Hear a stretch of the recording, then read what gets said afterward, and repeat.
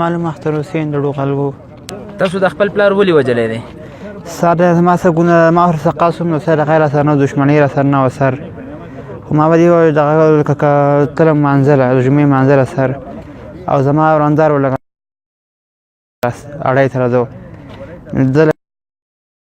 نو ما ته ډېر مینتونه پرېښودل نږدې دی نه شم ورتللی لکه ما بیا لرې نه ګاټ را پرېښود لکه نړېدلی دی 2 دړې یا 2 دړوندې کس راغسې ټیم شا را سیمټ و په سیمټ لګېدلو لکه کارۍ خرابه شوې وه خوږ شوی و لکه موږ ته خپل یار وته موږ اوسې راځي لکه سر داسې بیا وروسته ښکاره شوم لکه په هغه ځای پروت خراب شوی و.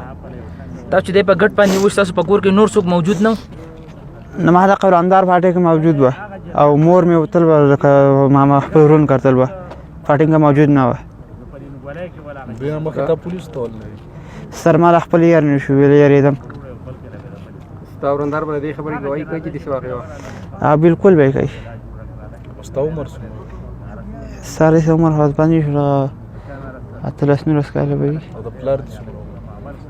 د سر یو دغه 8 ځانه بچي یو نو اوس حساب پې ځان نه وکړئ نو. تاسو چې خپل پلار کله وویشتو او تاسو ته پته ولګېده چې دی وفات شو نو تاسو ته څه افسوس یا څه خفګان راغلی دی په دې خبره؟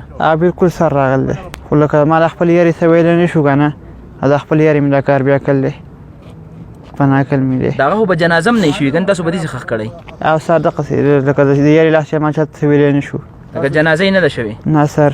تاسو چې مړ کړو بیا تاسو ځنګل ته څنګه ویوړه او کوم ځای کې وخوړه؟ سر ځنګل ته ویوړه دغه لږ په خره وړه په شا مې نه شو وړه درونو باره بیا یو بنډه په هغه کې مې ښخ کړی او خر دغه ځنګل کې څنګه وخوري؟ سر لار تل به وراندار مې راسره وه.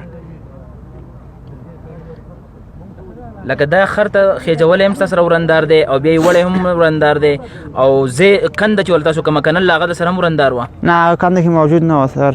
ستا د ورندار چې دی دا ورور ستا په کور کې موجود دی؟ نه ورور موجود نه ورور مې په میل کې و. په میل کې دی؟ د ګانو په کار کې و. اوس هم په ګنو په کار کې؟ نه اوس راغلی بیا په سرلي باندې راغلی 3 میاشتې 3 نیمې میاشتې یې اړولي.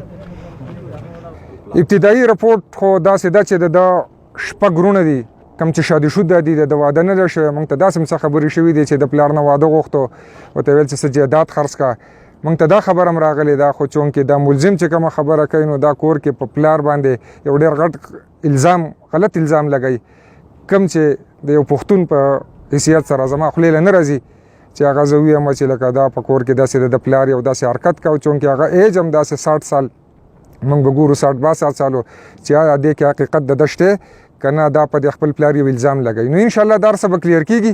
دې کې مشکله خبره دا وه چې ډیډ باډي د ده په دغه ریکور شوه نو هر څه به دې ورته پته وي. دې کې به کور کې د دې اوسه مور به د ده به نور وروڼه وي چې داسې کم مینوال دي کم بار اوسېږي نو انشاءالله به ټول موږ منظریان باندې راولو او په دې څه په مثل په باندې به راځي او انشاءالله دا کیس کامیاب کیس دی.